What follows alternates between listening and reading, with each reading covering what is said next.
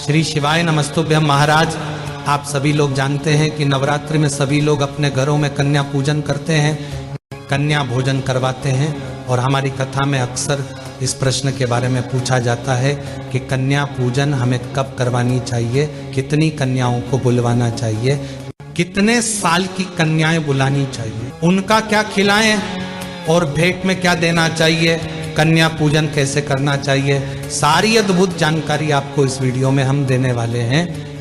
देखिए महाराज, शारदीय नवरात्रि के 9 दिनों में माता रानी को प्रसन्न करने का सबसे सरल तरीका होता है कन्या पूजन। और कन्या पूजन को आपको सही तरीके से करना चाहिए।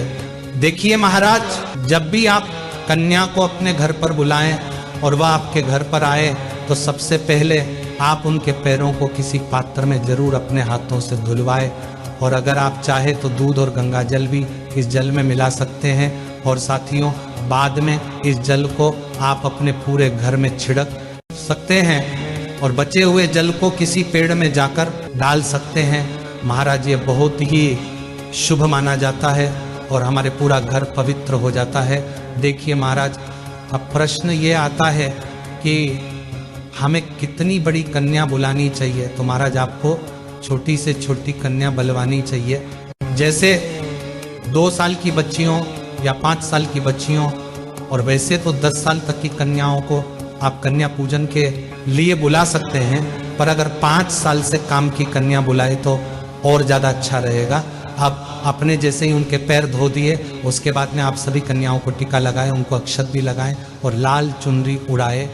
तो महाराज, अब आपको उनको भोजन करवाना है। और महाराज, ध्यान रखना है कि भोजन में आपको लहसुन प्याज का प्रयोग नहीं करना है। और इसके अलावा कन्या भोजन में खीर पूरी या हलवा जरूर होना चाहिए।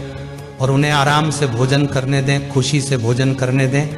और उनको जिस चीज की जरूरत से पहले ही उनको थाली में रख दें। और साथियों, जब कन्या भोजन करने के बाद आप उनके हाथों में कुछ भेंट जरूर दें। वैसे कुछ अनाज दिया जाता है, आप चाहे तो एक पन्नी में गेहूं या चावल, कोई भी एक अनाज को रखकर सभी कन्याओं को जरूर दें। ऐसा करने से हमारे घर के धन के भंडार भरे होते हैं। और साथ ही में आप कोई फल जैसे केला या सेब फल और कुछ पैसे भी उनके हाथ में जरूर देकर भेजें। मेरे प्रिय साथियों, अब हम बात करते हैं कि आपको कन्या कितनी बुलानी चाहिए। तो देखिए, वैसे आपको 9 कन्याओं को बुलाना चाहिए और साथ में एक छोटे लड़के को भी जरूर बुलाना चाहिए, जिसको हम लंगागुर बोलते हैं। और इस चीज़ का थोड़ा ध्यान रखना है। और साथ में जब भी आपके घर से कन्या जा रही हो, आपको उनसे ये जरूर बोलना कि बेटा आते रहना, कल वापस आ जाना। और साथियों, आप ऐसा ध्यान रखना कि जब आपके घर से जाएं तो बहुत खुश होकर जाएं, कोई भी कन्या दुखी होकर ना जाए। और जब कन्याएं आपके घर से जा रही हो तो आप उनके पैर छूकर आशीर्वाद जरूर लें और घर के सभी सदस्यों से भी बोले। और जाते समय आप उनको खेल खिलौने दे सकते हैं, गुड्डा गुड़िया दे सकते हैं जो उनको पसंद हो, जैसे चूड़ी, कंगन, कलर्स, रबर बैंड्स, बहुत प्यारी प्यारी चीज आती हैं जो आप उन्हें गिफ्ट में दे सकते हैं। और कन्या पूजन में सबसे ज़्यादा जरूरी होता है उनके पैरों को धुलवाना, उनका तिलक करना, उनको चुनरी उड़वाना, उनके पैरों में माहौर लगाना है, उनके पैरों का आशीर्वाद लेना और जाते समय उनके हाथ में कुछ तोहफा देना।